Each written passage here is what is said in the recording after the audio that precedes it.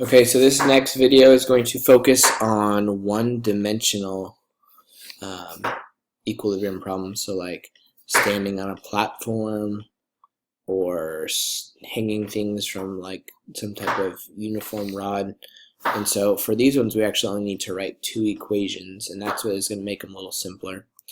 And so the first one we're going to look at involves this sort of situation where you have maybe like a really large bench or something. You have a person standing on it right here.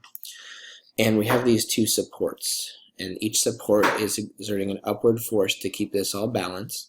We want to find out what S2 and S1 are. Well, in order to do so, we have to, we're going to start by doing our net torque and net force equations. Okay, and the trick to this is going to be to choose a point. So let's start by this. At around each point on this object, the net torque has to add to be equal to 0, and that's what allows it to be in equilibrium. So when we set up our torque equation, we can set up the rotation to be around this point, around this point, around this point, around this point, or around this arbitrary point in the middle. That part doesn't matter. And so we want to be strategic about this so that we pick a point that allows us to solve for missing values. So generally, I like to start with a place where we have a missing variable, so we can eliminate one of the variables. So we could say, let's find the net torque around this point here. Okay, and so about this point, the force S1 doesn't contribute to the torque because it has a radius there of 0. And so we have the weight of the beam, the weight of the person, and this other upward force. All those torques will add to be equal to 0. Okay, so we'll add those up. We'll say S2 times R, which is 4 meters.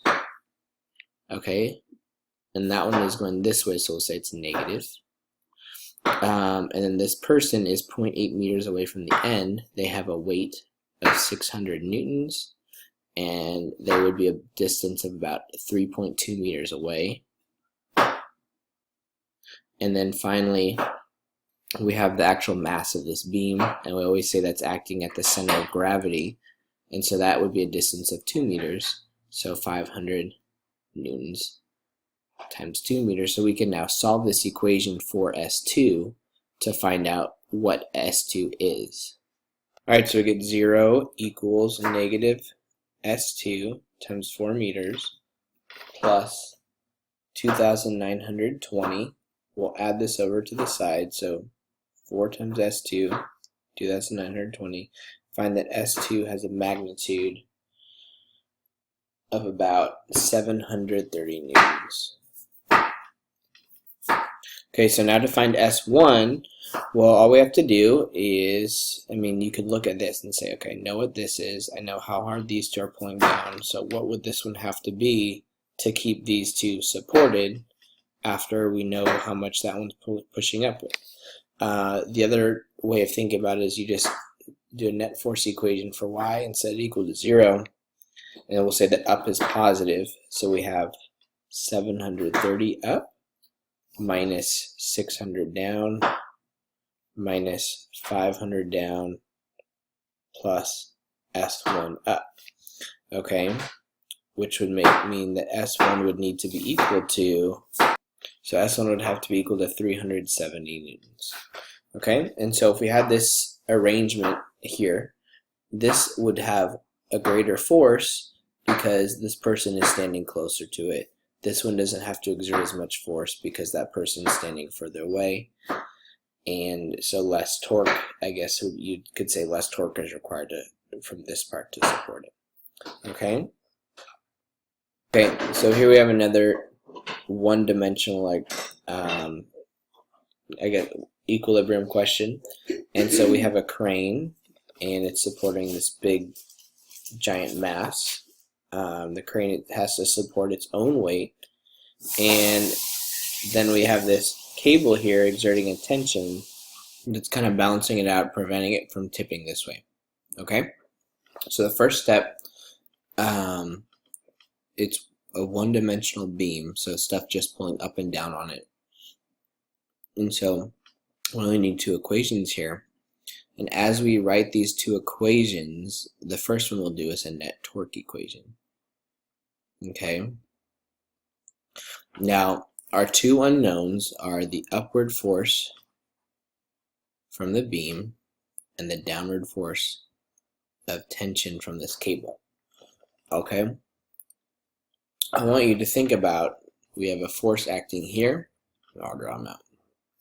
We have a 25 kilonewton force there, a 15 kilonewton force there. We have an upward force here and a downward force here. We'll call this just F. Okay, so and we'll call this position A, B, C, and D. What position do you think we should use to do the net torque about? What would be most useful to us? Hopefully you chose either A or B, because those represent the two positions where a force is unknown. And so by using that to do net torque, we can eliminate an unknown. And to be perfectly honest, between A and B, they are equally good, depending on what you chose. I'm going to go with, let's go with B, just to see something a little different. So if we're doing the net torque around B, okay, then that force here causes no torque because it's located at B. We'll say that the tension causes a positive torque, so T times a distance away of 4 meters.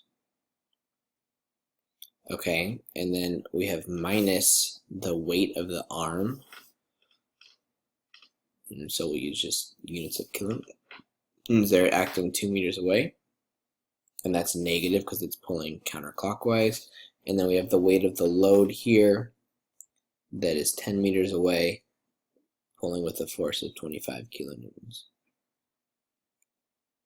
Okay, so we can solve this. 4 times T is equal to 30 plus 250, or 4T equals 280, so that T would be equal to 70 kilonewtons of force. So this cable here is going to have to pull down with 70 kilonewtons of force to maintain, in order to balance out the weight of this load and the weight of the crane itself. Now, in order to find this upward force here, what are we going to have to do next? The next step is to make a net force equation for Y. Those will all add up to be 0 because it's an equilibrium. And so we'll say let's say up is positive and down is negative. So we have that upward force F minus the 70 from the tension minus the 15 from the weight minus the 25 from the load, giving us a force equal to, let's see, 30, 40, 110 newtons total. Okay, so we found what T was, we found what F was. Okay, and so hopefully you're starting to get the hang of this. We're going to do one more together. Actually, before we do, we're going to look at a checkpoint. So here we have an upward force of 20 newtons, a downward force of 10 newtons, downward force F1, downward force 30, and upward force F2. Okay, now can we find F1 and F2 just by using net force equations? And the answer to that is no, because we only have the vertical net force equation. That's one equation. That's still two unknowns. So in order to solve this, we also need to use a net torque equation. Okay, the second part here says if you wish to find the magnitude of F2 using a single equation, where should you place the rotational axis? So let's say A, B, C, D, and E. If we want to solve for F2, around which point should we find net torque so that we can solve for F2 using just that one equation? The answer would be C, because if we do net torque about C, then F1 causes 0 torque, so we can ignore it when we write the net torque equation. And then finally, if F2 turns out to be 65 newtons, 65 newtons, what's F1 equal to?